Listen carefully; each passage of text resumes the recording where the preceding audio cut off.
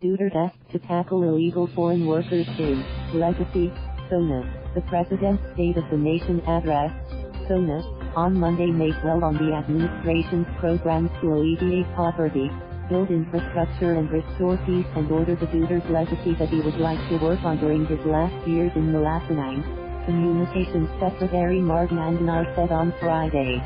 The government's poverty alleviation program seeks to lower the poverty rate, which was 21% in the second quarter this year, to 14% in order to raise the country to an upper middle class economy by the time Mr. Duterte's term ends in 2022.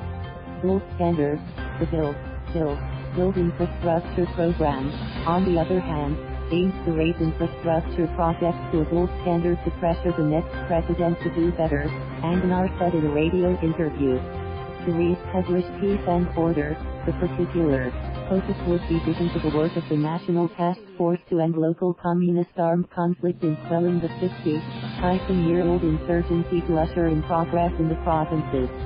Asked whether Mr. Duterte would make good on his promise to lecture his critics on the West Philippine Sea dispute, Andanar said, if the President does that, then that's something to look forward to. Critics of the President say he was being tolerant of Chinese incursions into Philippine waters and that he has violated the Constitution when he entered into a verbal agreement with China's President Xi Jinping to allow the Chinese to fish inside the country's exclusive economic zone. Pogo effect on prices. Senator Villanueva said he was looking forward to hearing Mr. Duterte's next directives to protect the interests of Filipino workers.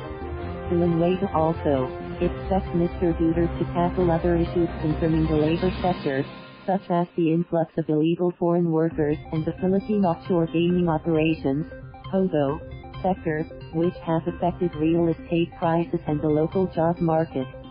Senator Sonny Angara, in a separate statement, urged the President to tackle the country's mounting traffic congestion in his Sona.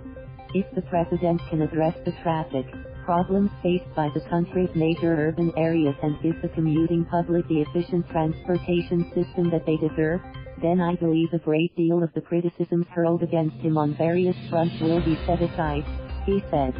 Andanar also urged the President to outline his long-term plans for the country in his Sona on Monday. For the fourth Sona, the President must outline his plans, not only for the next 3 years, but for the next decade, Andanar said in a statement. In particular, the incoming Senate Finance Committee chair said the proposed 2020 national budget should detail the framework for the country's 10-year development plan. Mr. Duterte's fourth Sona may only take 45 to 50 minutes to deliver if he sticks to his prepared speech, Andanar said. He said Mr. Duterte may sadly, so it might take longer, the Communications Secretary said in a radio interview. The President was scheduled to be briefed on Friday on what he was to say when he addresses the opening of the 18th Congress.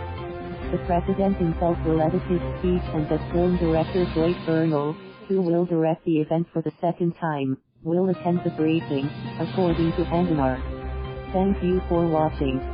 Please subscribe.